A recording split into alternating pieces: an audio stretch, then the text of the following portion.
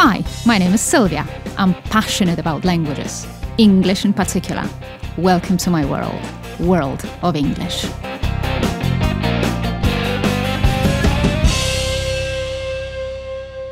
Hi, Veronica. Hello, how are you? I'm very good. I'm so happy that I can meet you, that you agreed to have a little chat with me. In person. We finally see each other in person because we usually that's do the online version. Yeah, so, that's a lovely thing, to see the bones, the flesh and bones of somebody. It doesn't happen very often nowadays. So I'm asking back, so how are you today? I'm very good. I'm actually a little bit nervous, but also extremely excited. Yeah. And thank you so much for the opportunity, because it's always a new experience, fun experience. Yes. And always lovely to talk to you about our English experiences. So I'm very excited. Yeah. So that's what I wanted to say. The reason why I wanted to talk to you is that I love your English. I love talking to you. Thank you. Yeah, I love my ear loves it. And I guess anybody who is listening to us right now, or anybody who is watching us right now, they can say that we are different. I mean, in terms of the language. Probably noticed. Yes. Yeah. So of course, your base of the language is American. We are not surprised, but whereas my version of the language is British. It is British English.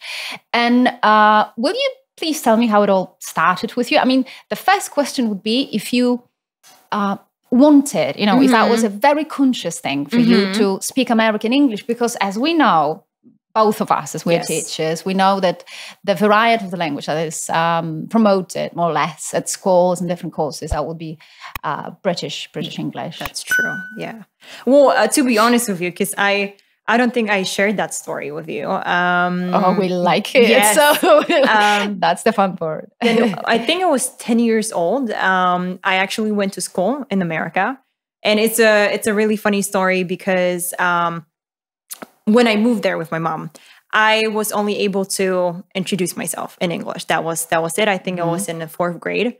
So, right. So sorry to interrupt you, but then this is a bit of a surprise, when this, fun fact. But the thing is that you went to school there. So you had this, you have that background with education, because I know that you lived in America quite recently, but not as a kid. So please tell us, So basically, of course, my mom, she was working there, and she invited me just for, it was supposed to be like a summer, vacation. So just 2 months. But then I think, I don't remember, but she decided to stay a bit longer, and I was forced to go to school there, which was extreme. At the time, it was like a traumatic experience because as I told you, I didn't speak English at all. I was just able to say, hey, my name is Veronica. I'm 10 years old. Yeah. And so I guess there was a lot of psychology back then, right? Like this, forcing yourself, to change environment and everything. Yeah. And I have to tell you, because I was,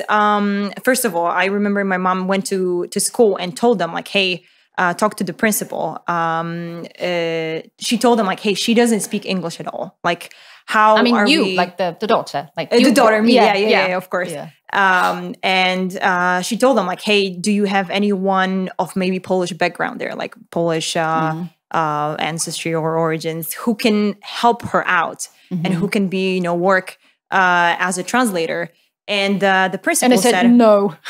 The principal was like, listen, if we have a translator for her, she will never learn English. Yes. So they basically put me in class, and I was sitting there for, I would say, the first 3 weeks. I was just sitting there listening. Yeah, exactly. I was just looking around me like, what is this language? What are you talking about? And I think after 3 weeks, I noticed I was able to have like a very, very simple, like a basic conversation, but I was able to actually understand and respond. Yeah. So that just proves that this immersion, that kind of thing that you are forced, that you have to survive. So I always use this word, this element of survival, right? So when you are in a given society, you just have to survive. And this is exactly what we do, right? We kind of push people a little bit, to survive the class, right? But coming back to this American origin, so to say, we know that you started then back in Poland, etc., etc. But you have always wanted to be American, in your language, or is it just this background that was there? I think it just happened. Okay. I think because like being 10 or 11 years old is like the best time to acquire certain. And that's accent. a perfect word. You don't learn. You acquire. So to be honest with you, I was not even aware of it that I spoke with an accent. So I remember. I think I've realized that when I started like studying English. So during my university years, I remember that I had one of the teachers. I think it was like a phonetics class. I think so. Yeah. So and she approached me after the very first class. She was like, "Listen, I can't teach you. I can teach you pronunciation." So that was back in Poland. It was. I think 6 years. 6 years ago studying. I think so.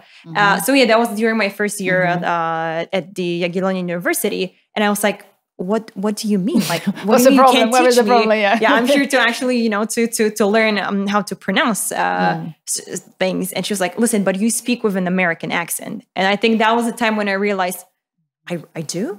She was like, "Yeah," and I'm really sorry. I just speak English. Yeah, I'm just like, I know words, I know some grammar, and she was like, "I'm really sorry, but you can not really attend my classes because she doesn't want it to mix." Yeah, she spoke with the is it RP English? Yeah, the standard. Yes. So she was like, "Listen, I don't want you to like mix your accents because I rather you speak with your American variety than something."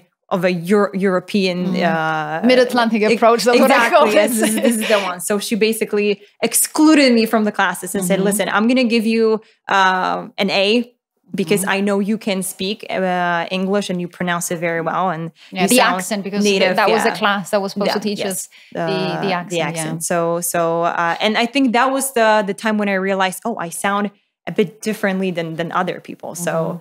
Yes. But has it ever been an issue for you, to speak with this American accent or speak this American English? As I said, because when it comes to education, many times, very often, it is a British English that is forcing people.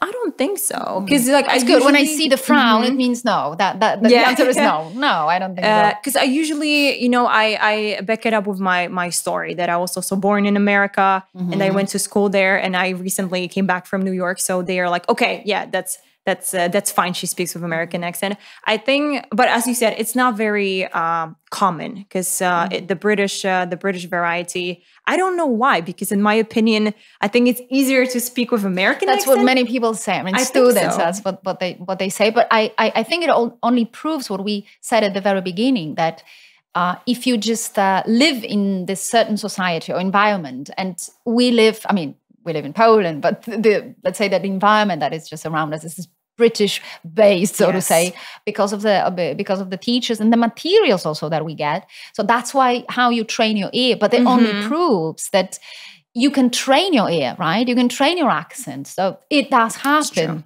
Yes. So that proves the thing. But has it helped you as a teacher, that you stand out? Yes, definitely. Yeah, because of course it's easy to teach grammar because you usually do it in Polish, right? But a lot of people who come and want to have or practice they speaking skills, they're looking for someone who sounds as close to a native as possible, because they very often are scared of just having classes with native speakers, because it's sometimes easier when they know, she also speaks Polish. They feel safe. Yes, because they know that, if I don't understand something, I can ask her in Polish and she can maybe explain it. Yeah. But it definitely helped me. And also the fact that I sound American. It was really funny. I remember when we spoke first time and you told me, this is so cool that you have this American accent. I was like, really? Like, I don't really feel special, And to me, the American accent was always something, I don't want to say inferior, but like British accent is kind of associated with the royal family and Great Britain. Yeah, so that kind of thing. But I think it kind of also suits my personality. So I think it's genuine. And also how definitely. I sound in English, so. And I had this talk with somebody, with one of our students recently that they asked me like, Sylvia, so you are British based, you know, because people, they hear me and say, oh, she's British. But, and I had this talk, why did I choose, or why didn't I become the American version? And I think you just hit the nail on its head, so to say, that it just goes with this personality, I think. So I think I am more pro-British, if I can say it, you know, in personality, if that means anything. But this base that you have, you know, that you were born there, that you lived there, and that you have recently come back from New York, right? Yes. Then it just, you know, it just suits definitely this this personality. But I also wanted to ask you, right? As I told you, as a teacher, has it, you know, has it helped you, etc., etc. But what has it given you as a person, this ability to speak the language? Because teachers like us, and that's something that many people, I think, forget or they don't think about, but we are both teachers. We are both the ones who give the knowledge, but we ourselves are also speakers of English, right? Yes, so we benefit from this ability. So what has it given you, this ability to speak that well? Definitely the ease of like communicate, because it's really funny when you're in Poland, you don't really like think about it. But as you mentioned, I got a chance to be in New York for a year, and that was incredible to realize that I am able to. I don't even think about it when like speak English, because I know this is a challenge for many people to, you know, to switch between languages. And I think for us it's just easier because you think in English, so it sounds, I think, natural. Also, this is absolutely crazy, because you know that my boyfriend is a native speaker. He's from New York, and I had never actually imagined myself, you know, in a relationship with a foreigner, because I was like, what? Like, I won't be able to like communicate well. Yes, like, you know, all the jokes and I don't know, I would say lost between the lines, you know, like lost in translation, I would say. Yes. So I was like, no, that's not for me. And when I heard the stories of, you know, people being in like in those kind of relationships with mixed languages, I was like, oh no, definitely not. It's impossible. Now I am in one. And it's really funny because I don't even think about it on a daily basis. We just communicate, and it's amazing because you know, we both have the academic, the scholar background. So for example, he teaches me about all those like appliances, but also all the words that we use on a daily basis, but in Polish, and that we are familiar with. For example, sitko. I didn't know how you say sitko in English. So words like that. And that makes you a very special teacher, you know, because you're a teacher who knows how to say it. Yes, exactly. Because, you know, it's easy to talk. This is also what I've learned when I was in New York. It's easier to have a presentation and like you know, use this very sophisticated language that you actually learn during your university years, whereas use the informal. Exactly. So this is the thing, right? We come back with this, you know, massive knowledge and education, and then when we want to talk about people, you know, the small talk, the typical, and what do you say, like? Do you read Shakespeare? You know, and people say, no, I don't. You know, what shall I do? What shall I say? But this is exactly what there is. You know, this natural language. But as you started talking about those little things, appliances, no, that's perfectly all right. But that just got me thinking. If these American expressions, right? Because we know that there is a different standard of British English and American English. So, do you ever feel confused because you came back here with your American standard, and also as you meet students, I believe that many of them also speak British. English. I think we had this, you know, chance encounter. We were talking about one word. It was a burr, I think, like that was in British English. I don't even remember. So so that we have all these everyday items or everyday little things and words, and then. Are you sometimes surprised by the student because they use this, you know, British English, and then you provide them with this American variety of the language? No, maybe not surprised, because I think I am more or less familiar with the two different, like the varieties of language. But for example, I think recently we were having a conversation with one of the students, and she used the word CV for, she was sending a CV to a potential employer. And I was like, oh, you meant resume. And then I was like, oh, wait a second. Because I think resume is a specifically American equivalent of the British CV. And I had to actually, to double check that, because I didn't want to, correct her on something that she said. Yeah, it was absolutely right to say CV. So I have those moments when I have to remind myself, don't impose your American English on people, because it's you just have to make sure that there are two words for something, and they are absolutely okay with using that. So, but that just shows how conscious you are with what you do. It's sometimes hard because I am so used to the American vocabulary and American phrases that it sometimes overtakes. But I have to remember about it. So, and I'm also always trying, whenever we talk about something, to give them the two versions, so they can pick the one that they want to use. But also I'm trying to help them understand that, okay, if you decide to go this way, you have just to stick to it. Exactly. So just be consistent. Don't mix words I don't know, say cell phone and then you're gonna say something else in British, because cell phone is American. So so you basically have to stick to the path you pick. So yes. And what about this very language? I mean, this American English in New York. When we think about the parts of New York, like districts, and when we think about all different places, I know you've been living there. I know you've traveled a little bit. And did your ear catch the differences? You know what I mean, right? Because when I had this opportunity to work with New Yorkers a couple of years back, and you can imagine, they were awfully nice people. But when I started speaking, I said, "Oh, hey, British."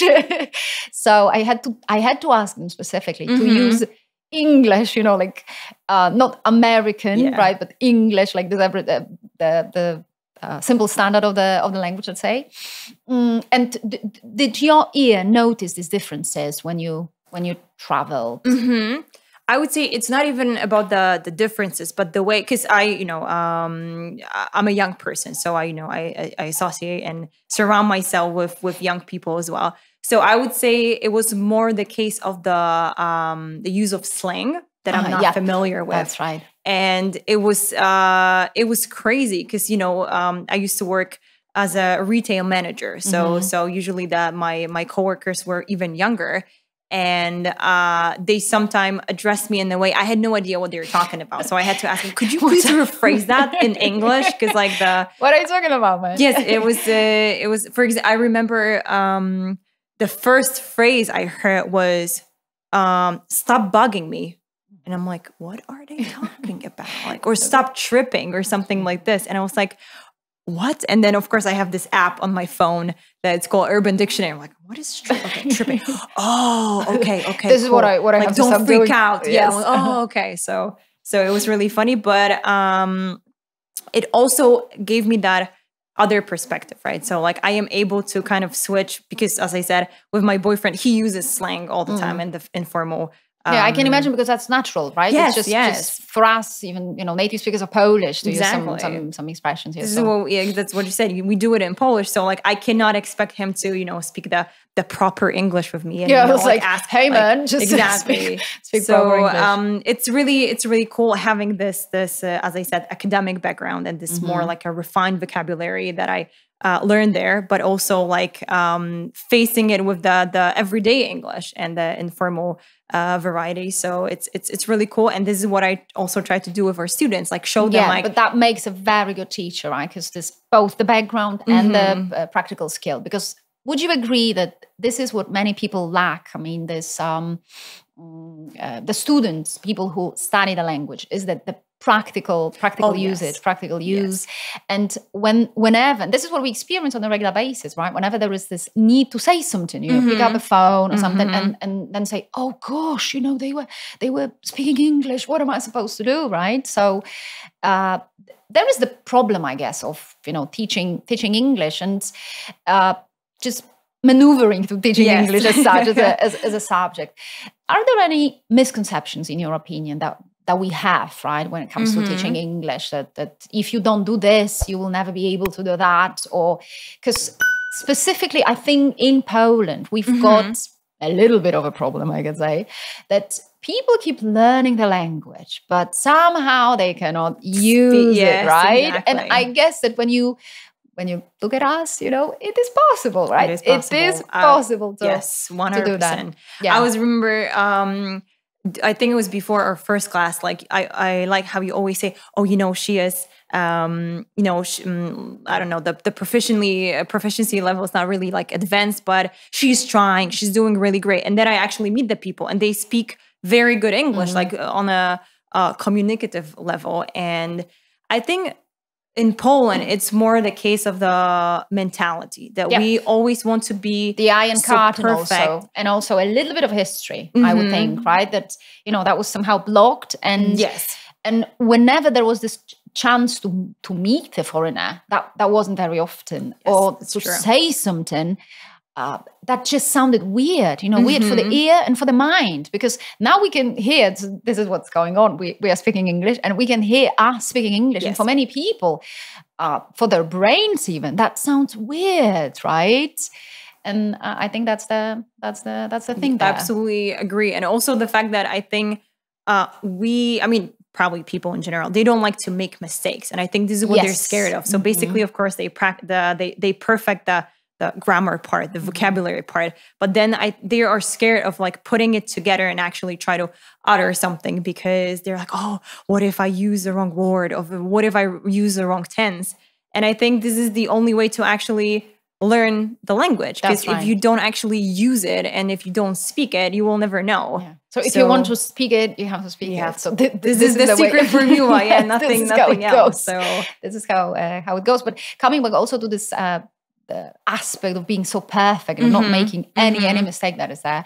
I always have this answer, you know, whenever people approach me and they say, well, what if I make a mistake? And then I just tell them, hey, do you remember, or maybe you don't remember, okay, but maybe you know some children who are learning how to speak the language, right? Have you ever heard a child producing a perfect sentence in their mother tongues? You know, that doesn't happen. We keep on, you know, making mistakes, like falling over and then standing up and again and again and again.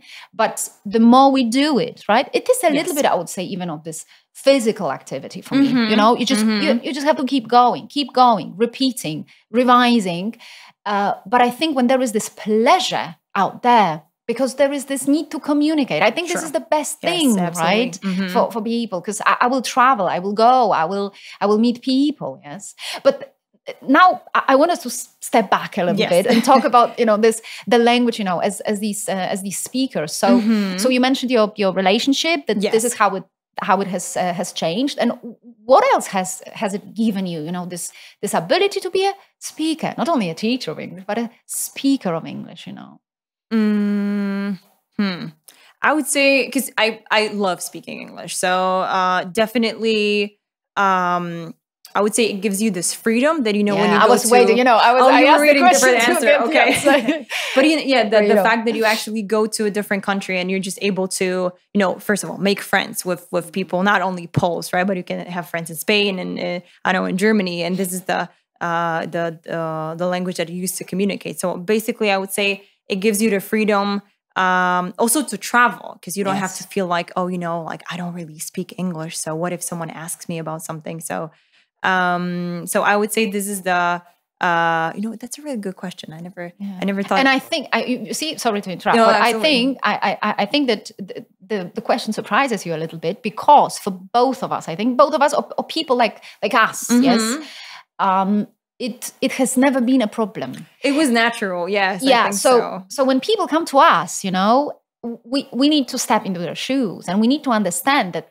they cannot go, that they cannot travel, they cannot make these friends. Yes. And would you imagine yourself not having this ability, actually?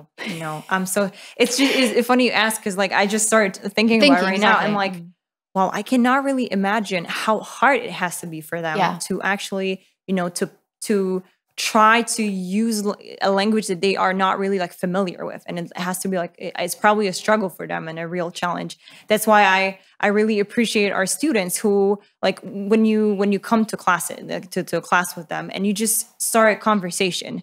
And like, for me, it's pure pleasure. I just sit there and talk about, like daily activities, their passions and stuff like that. And I don't even think about it, like how much effort they put into it, because it also sounds so natural from their side. So, but yeah, I think it has to be very difficult, like when you are native in like in Polish, and then you have to use a language that is completely different. So we have to remember this, and that's another little thing that helps people to study language. That these languages, both languages, I mean our Polish language and English, that they come from different groups of languages, and that is the problem. So many people, what they do, they just copy, but on the other hand, this is natural, because this is the base. So this is what I know. Again, the brain will go away there, right? But the first step you have to make is that you can't copy. And then people say, so what do I do? And I say, just communicate, just name different things. But I wanted to ask you one other thing, because I believe that when we just prove to people, right? Because we are both, once again, teachers, but also speakers of English. So we've been there. I mean, we started back then, studying the language and also making mistakes. Oh, absolutely. So is there any mistake, like a mistake when it comes, to, not to your exam or something, because that's a rather artificial situation, but this real life situation that in a language, when you were studying, when you just started, maybe as a little girl, as you mentioned, that just you had to just overcome because you simply made a mistake and there was this misunderstanding. Because I remember one situation like that. I think I was 12, 13, but I'll wait for you. You can go first, because actually I have an example, but I'm not sure if this is like the right example. Okay. So let's see, you can go first, and then I'll just. So I will tell you that what I did is because, and maybe this is the game changer, because I was always the kind of kid who talks to people, So when I started with English, I said like, hey, why don't I, just go and talk to people? And I remember that we had in our family these visitors from Britain. I remember they were from Britain. And I wanted to prove, I'm so smart, I know the language. And I went to the girl. She was a teenager, so I was 12. So I was like a little girl for her. She was a teenager. She was 16. And I wanted to offer her some food. And I wanted to offer her ice cream. But somehow, I didn't put the cream next to it, because I just remember ice.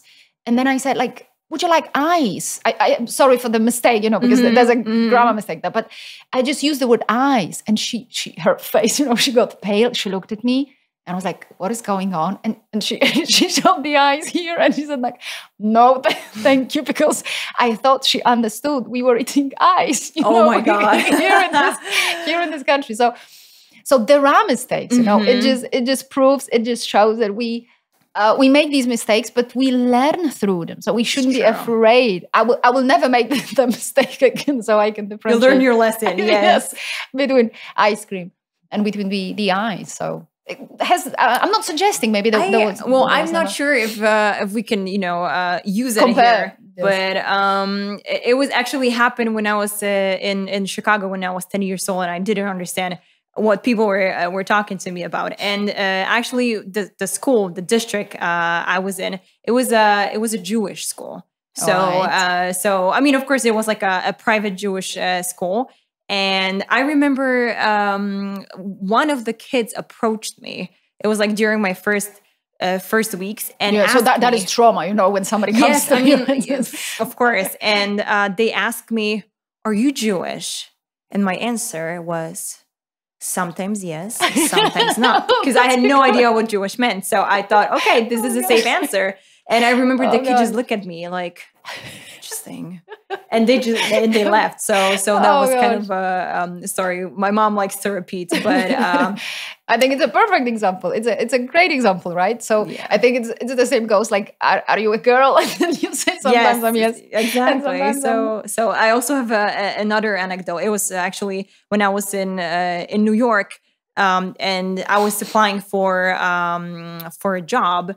And of course, I got some question about like angry customer. And I remembered I didn't want to, it's like a semi-formal setting, right? So and I remember I didn't want to repeat the word anger. So instead of anger, I used wrath. And the person who was interviewing, because like it's a typical like a biblical word, and the person looked at me like, what is she talking about?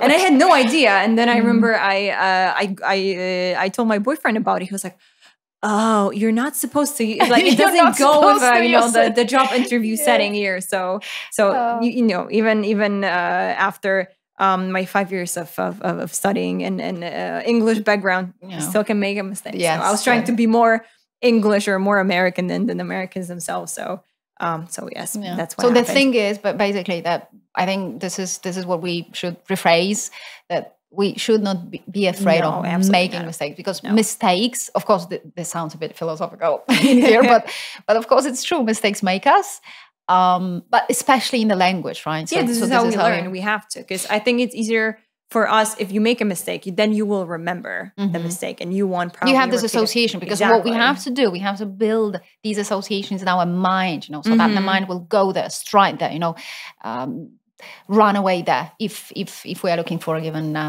word. What works best for you as a teacher and also as a speaker of English, when it comes to the language? What works for you?